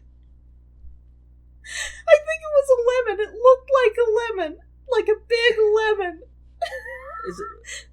Could have been a grapefruit? No! Grapefruits aren't shaped like that. Anyways. That's another place where you take a shot for forced heteronormativity. Anyways, the song and the scene are dumb. Luckily, we're saved by George bitching at Susan for not being, for being, like, happy and shit. Take a shot. And not suicidal or sad. And I guess George has been trying to talk dancing girl Maria into having a desire to see the outside world. Maria wants to see the outside world now.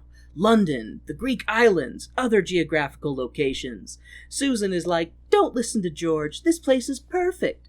And Susan and Maria have their different people see life from different points of view song, and it boils down to seasoned traveler Susan wants a quiet place to be at peace in, and young Maria wants adventure because she's only had paradise and doesn't understand how good life is for people in Shangri-La. That's right, and I have actually for this and the last song, Take a Sip for music that doesn't really fit the action or choreography. What was interesting with these two, because it's a song and dance with just these two women, there was a lot of, like, leg splaying in the choreography for this one. I feel like even you would think that maybe the fertility dance, you know, there might be a little bit of sexualization. For this one, they're, like, rolling over tables and just splaying their legs wide. And the music doesn't fit that either. And, like, it's... everything doesn't fit it. Everything the music, doesn't fit it. The lyrics, the dancing, the just... Why does this show have to be a thing? The group that I was in high school dance class did better choreography to match with a Weird Al song than this. Which Weird Al song? Christmas at Ground Zero. Nice. We wanted to do the night that Santa went crazy, and they were like, no, you can't. The night that Santa went crazy. Okay. As the show goes on, I can really see how the music was phoned in, and the dancing, and the singing, and fucking everything now that I'm thinking about it. Mm-hmm.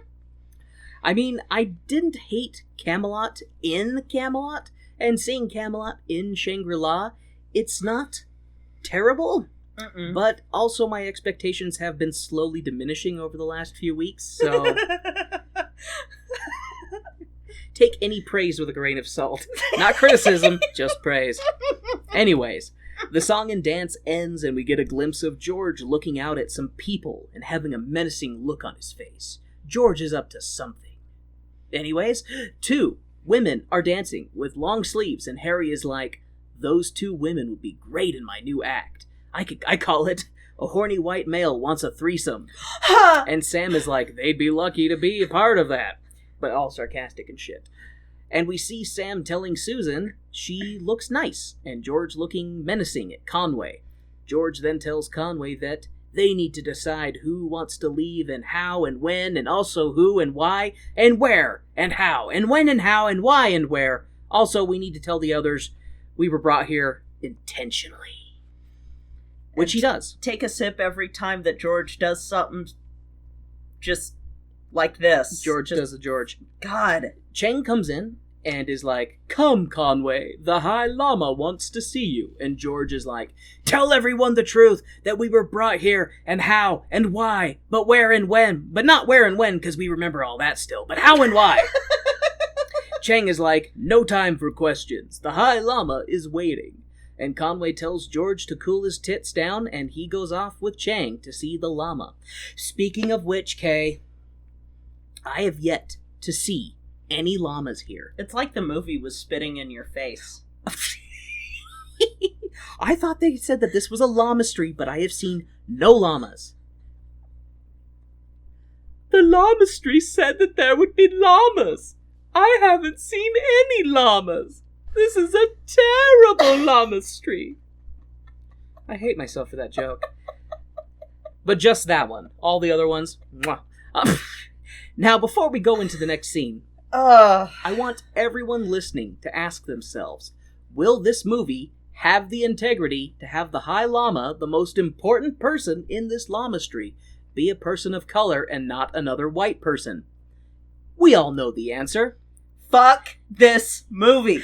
Of course not. Why would they do that now? Take a shot. Anyways, Conway goes to see the Great White Llama, who gives him his story about being the first European to ever set foot in Shangri-La in, 1747. He was frostbitten and shit, but he's still alive, and he's the Great White Llama, and he brought Conway here to, replace him, cause, fuck Chang and those other guys, they're not white enough to be the next Great White Llama. And finish your drink when he reveals that he's the founder with the shot that they had revealing that he was the founder of... And they do that by showing that his foot's, all fucked up, right? Because he had frostbite, so they had to, remove part of his foot, or part of it fell off, or whichever. So you finish your drink at that point, but then there's another one, and I don't know if you have the line in here or not. Yeah. So, okay, do you recall, because the Great White Llama has something, he was a Catholic priest or something? Yeah. And why did he journey to Tibet? Do you remember? To probably try and spread Catholicism there. Yeah, he found his way to Shangri-La. Why was he elevated to the highest seat in the land? Some sort of white savior bullshit. We don't know, but then he talks about that the purpose of Shangri-La, I guess, is to, be a place of peace so that when the aggressive people in the world all devour each other, the meek will actually inherit. It almost sounded... And that's where you throw your drink against the wall because you're so fucking frustrated. It seems to me like the whole idea behind Shangri-La is it's after Armageddon, we'll all come out of Shangri-La and there'll be no one left, and we'll just repopulate the planet. Is kind of... That's basically what it is, and it pisses me off! So yeah, you throw your glass at the wall in frustration after you've finished your drink, because that meek shall inherit the earth line comes right after that. You're cute when you're angry. I'm about to get real fucking adorable. Conway leaves and goes to the others and is like, yes, I saw the Great White One, and no, I don't have any answers, but hang tight. And then he fucking leaves. The next scene, we see Sam taking Susan to the river where he found the gold! Beautiful gold! There's gold in this here water, we can smuggle it out! Woohoo! And then go let the British know, and they'll come and colonize the shit out of this place, cause crack open a fucking history book and turn to any page you want and find out what happens when white people find valuable resources in brown people land. Susan is like, I like it here. I don't want to leave. Instead, I'll sing a song to you while I throw these golden nuggets into the river and then tell you to go improve the local irrigation system. Yay! So her song is... I've noticed that a lot of the songs in this are actually quite short. They're short for musicals. Yeah, it's written by a pop songwriter, so they're 3 minutes. I wouldn't even say some of them are that long. Like, some of them feel like they're really short. They're like radio play. You have like the bigger song and dance numbers, which are longer, but then like the two girls crotch splaying while they sing is a shorter song, and then Susan singing to Sam, and both of those felt like eternities to me, regardless, because they were just such snoozers. They were just not very good. They felt like they went on too long, but I knew that they were short. We then see Chang and Conway talking about Maria, who is looking for George, and Chang is like, "Oh, her life has been rough. Everyone she ever knew died, and she came here when she was 20. And Conway is like, how old is she? Is she like 50 but looks 20? Because of the fucked up time dilation stuff here? Take a shot! Chang is silent, indicating that yes, Maria is robbing the cradle with baby George, who, by the way, is being creepy with Maria, telling her how beautiful she is and comparing her to women of other places. More regal than the women of France, more, beautiful than the women of Japan, like just doing that kind of thing, kind of schmoozing on her, but kind of creepy. And Maria is like, I don't want to hear about other women. I just want to hear that you, the man I've barely known, won't ever leave me. And George is like, but I want to see more of the world. How about you come with me instead? And Maria is like, okay, I guess since I'm a woman in 1970 and I can't tell a man no. And George is like, I adore your lack of being independent, and kisses her. And take a shot for Olivia Hussey character getting herself into trouble with the guy. Does she do that a lot in her movies? Romeo and Juliet. Leading herself to death over a boy that she barely met. That's totally 180,000% not foreshadowing for what happens in this show.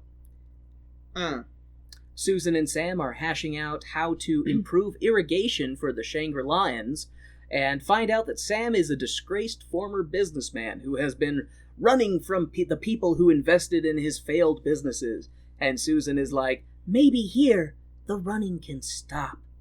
And then we see them on opening day of this fucking irrigation system that is just here now. You'd think that these long-lived people with a temple full of hundreds of books would have had the time to read about primitive irrigation and agriculture. But no, they needed a white person to do it. But they're too busy being perfectly at peace, I guess. So,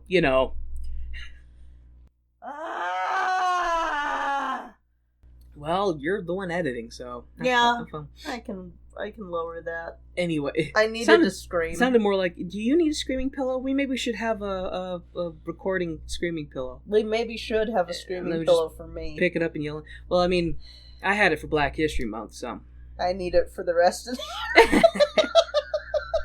Anyways, frolicking teacher Catherine is trying to teach the kids French for some fucking reason, and Conway steals her away for a pop quiz on human anatomy. He leaves the kids with Harry the comedian, who talks about how he was a shitty student, and that he can only teach the kids about show business. He does teach the kids the art of deflecting, answering a question with a question to change the subject, and not have to actually answer anything. Harry then dances around with the kids before falling off the ledge of the school into the water. Susan and Sam walk by and are like, "The fuck you doing, brah?" And Harry is like, "They like me. The kids really like me." Meanwhile, Conway's in the middle of a refractory period and is waxing poetically to Catherine, being like, "You're beautiful and desirable, and it's odd it's happening here, in Shangri-La." The two talk about how good things can happen here, but in the outside world, nothing good happens. Not like here, in Shangri-La. And Conway is like, "If all the filthy masses found this place, it wouldn't be a beautiful place for long. Looking at you, Sam, you gold-hungry colonizer." On to the next poorly transitioned scene.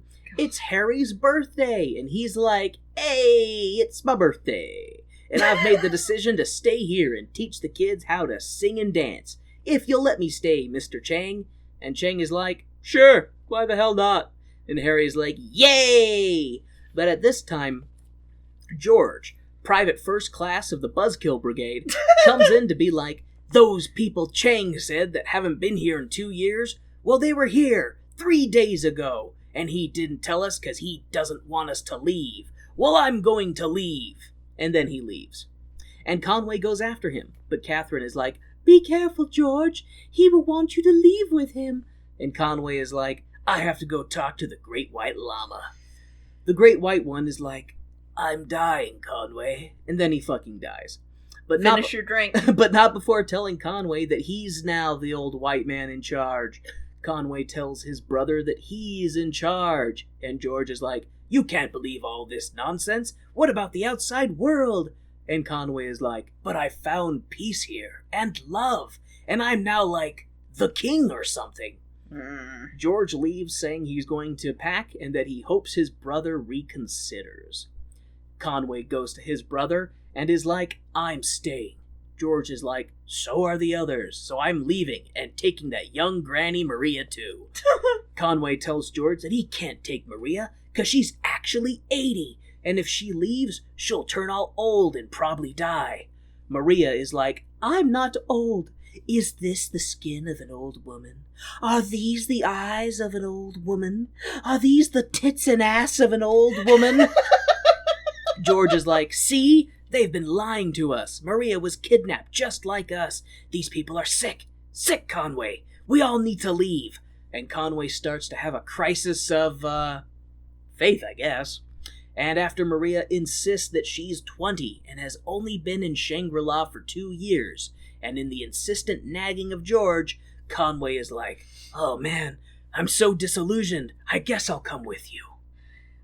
I want to know how that line is possible.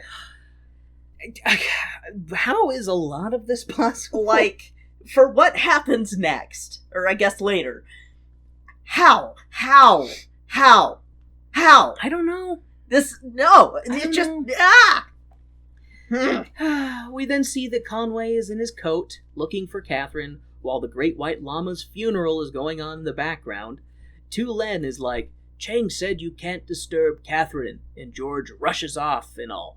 "Conway, the porters won't wait. We have to go now." And they do.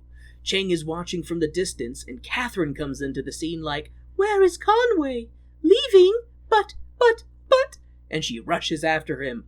Conway stops to take one last look at Shangri-La before heading out of the cave and into the fucking snowstorm that you get no glimpse of from inside of Shangri-La. That's another thing I have in the drinking game is, every time that it's obvious that they're shooting in California, then take a shot. You know, it's striking how the mountains of Tibet look nothing like Southern California. Meanwhile, Catherine is crying for Conway while rushing after him, but she stops just at the threshold of Shangri-La, falls to her knees, and weeps. So it really drives me nuts how there's like this very not long cave that separates, it's the passageway from the outside world into Shangri-La, and then when you're inside of Shangri-La, you can see for miles, because the horizon's not lost at all, it's right over there. Yeah. They can see where the mountains are, and you get no glimpse of anything going on outside, but you take 6 feet through this cave, and suddenly it's a raging blizzard. Yeah, no, like I said, shouldn't be possible. It's a natural phenomenon.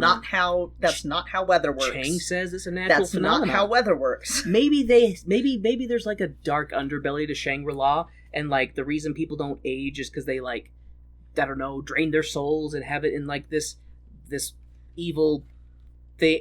I'm trying to make the show more interesting, but even my imagination has given up. I'm sitting here going, what about diseases that these outside people?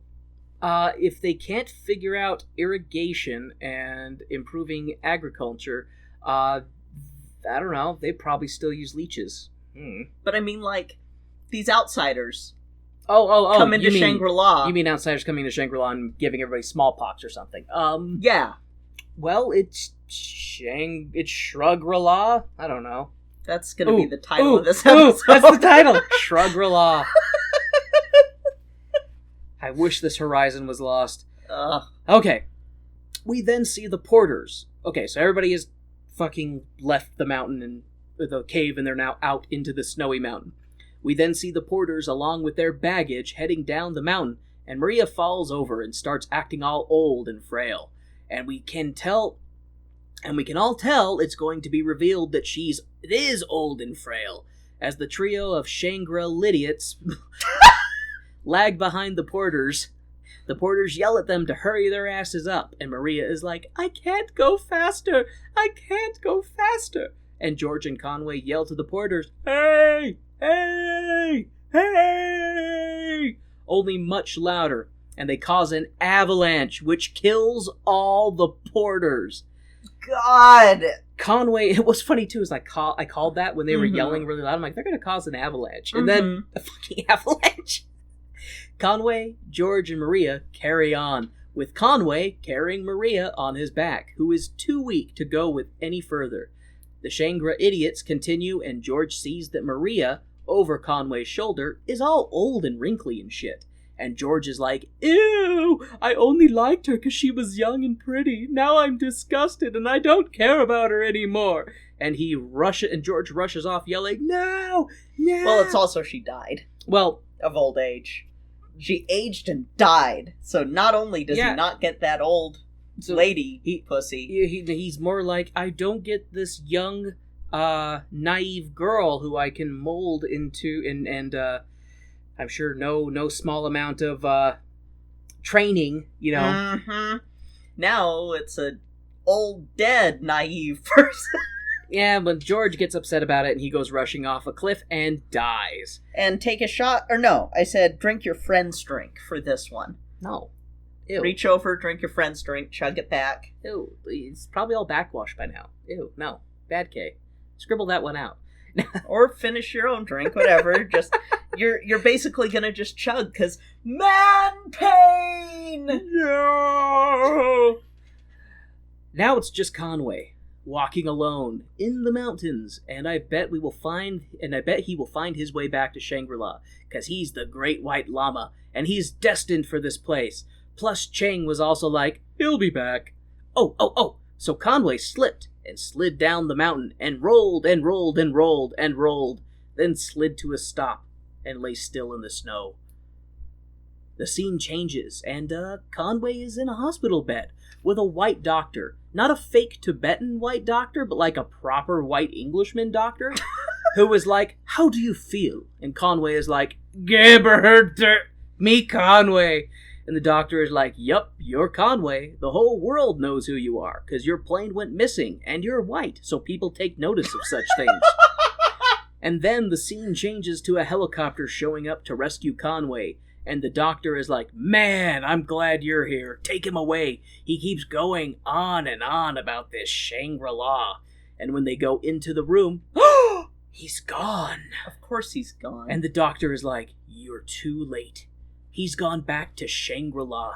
He wouldn't shut up about this wonderful, magical, perfect, peaceful place. The guy who came here to get Conway is like, do you believe in Shangri-La?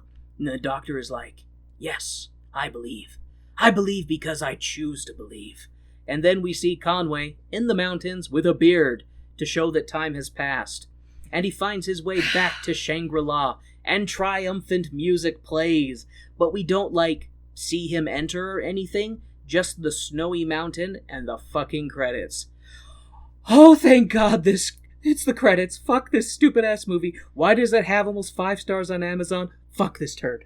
Mm-hmm. The end. Yeah, fuck this movie. This movie is bad. This movie is bad and it should feel bad. Yeah, I want to apologize to our wonderful listeners because I feel like you and I were not operating on our A game with this one. No. And it could be tragedy in the world, it could be this terrible show, it could be a number of things. Yeah, I think I've been off of my A game because I've just been emotionally destroyed for K gestures since May. K gestures to time. And then this movie was just garbage. And what sucks is I was hoping it would at least be so bad it's good. Yeah. But no, it's just so bad it's bad. Yeah. There really isn't a reason to watch it. There really isn't. The only way that I could say that there's a reason to watch it is if you're like, well, it's my personal goal to see every single movie musical ever made. Mm-hmm. Sure. Yeah. Maybe you hate yourself and you're trying to commit suicide via Kay's drinking game.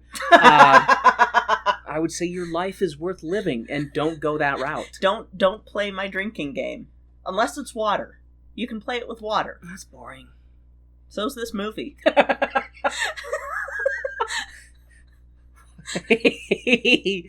Touche. Fuck this movie. Yes. This... Like, I'm mad about it because it had such a stellar cast and they weren't even good in it. Do you think that they just know that they're making a turd, or do they think it'll look better with editing? It's gotta be that they knew that they were making a bad movie, and I mean, this is the era of, like, there are some really bad movies that come out of this era too. Like, not just movie musicals, but bad movies that come out of this era.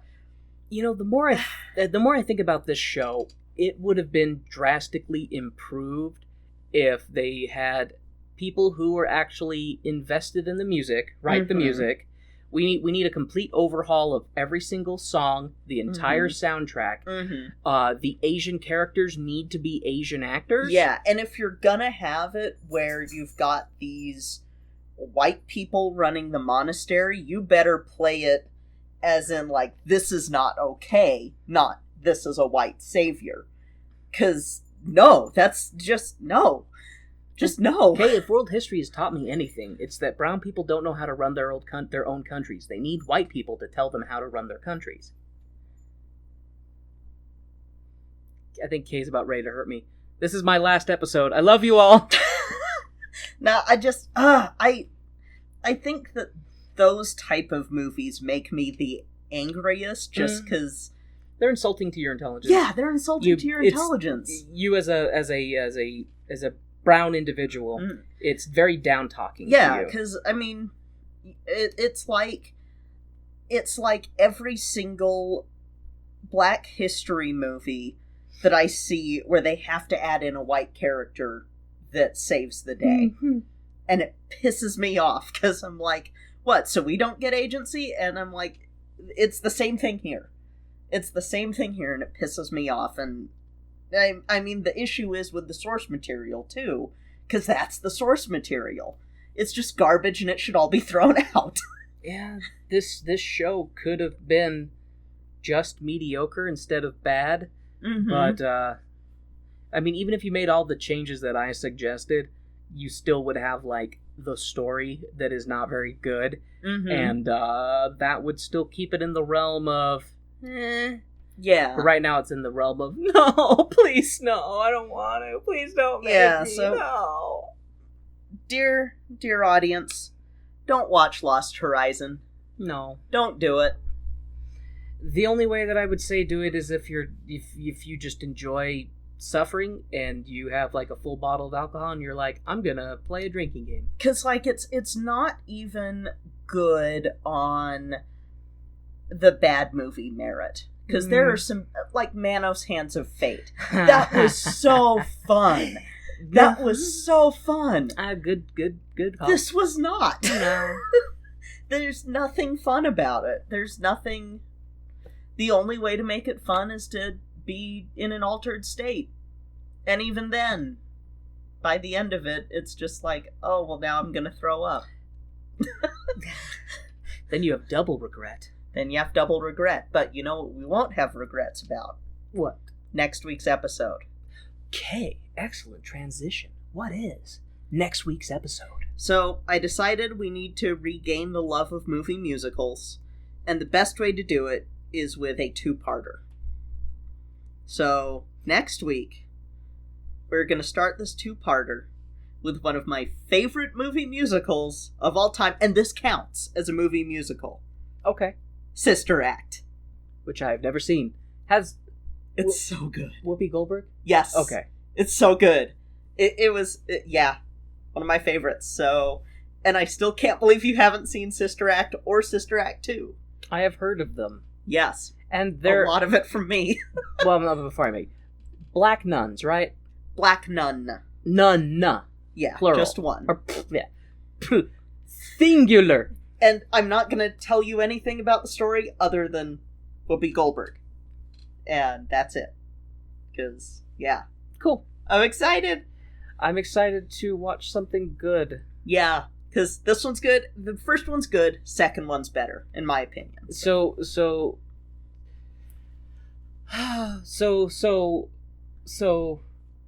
where are we in the musical apocalypse? We are before the fifth seal gets opened, where after death has marauded across the land. Or are you meaning when we go into Sister Act? Because Sister Act's not part of it. Let's see, so Sister Act isn't like us going to heaven, and then we're going to be in heaven for a little while, and then God's going to be like, you don't belong here. Kick us out, and then we have to deal with more trial and tribulation on Earth. We will be dealing with more trial and tribulation on Earth, unfortunately. But it's okay. We'll get through it. We just have to watch some good things to cleanse our palate. And I have to figure out what we're doing in 19 episodes. Oh, episode 100. Yeah, I have no idea what we're going to do for that, because my plans just kind of went crazy, so, yeah. Rattle around in the brain. Maybe we'll do an online poll or something. What should we do for episode 100? Bodie McBoatface is going to be the answer. Bodie McBoatface. The musical. I'm a boat. Actually, I think it's actually a yellow submarine. I think when I saw a picture of Bodie McBoatface, it was a yellow submarine. We all live in a yellow You just submarine. gave me a devilish idea. Oh, shit. All right, so Okay. that'll be it for this week. Thank you all for listening. Thank you all for hanging with us while we dive into this big old steaming pile of musical. Yeah. Barely musical. And I hope that you were able to glean some enjoyment from this. Yeah, sorry that we weren't quite on top of our game this week. Next week will be better, because it'll be a much more enjoyable show. Should be fun. Yeah, it should be a fun show. I want to feel joy again. Hey. Me too. But you know what, listeners? You know what you can do to help spread some joy? Not only by liking, sharing, subscribing, reviewing our show, but you can join the amazing Cast Junkie Discord server, which is shared in the link in our description. And you can not only join us in our Not Safe for Work channel, but you can see some other awesome channels with podcasts that are some of our favorite shows to listen to. Shows like Ninth World Journal, Up All Night.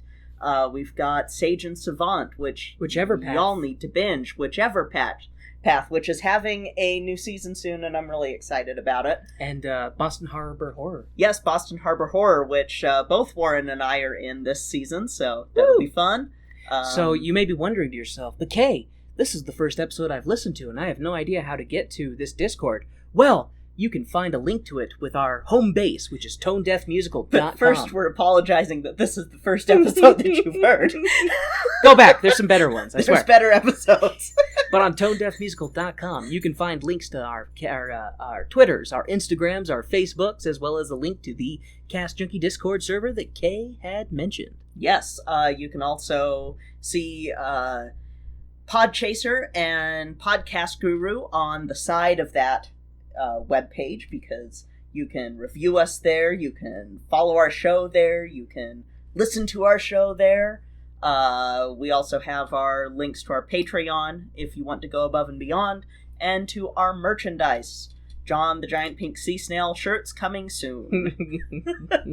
So, anyway, thank you again for listening. We'll be back next week with Sister Act. That'll be it for this week. I'm Kay. I'm Warren. And this has been Tone Deaf. There is a dog who really wants to go play. There is a dog who wants attention. But we also need to get a TREAT to grab the LATLE so that we can get her PED. For the VET. Yep, for the VET. For the TES. Yep, for TEST. Or DIKDES. I'm sure that she's figured out how to spell now.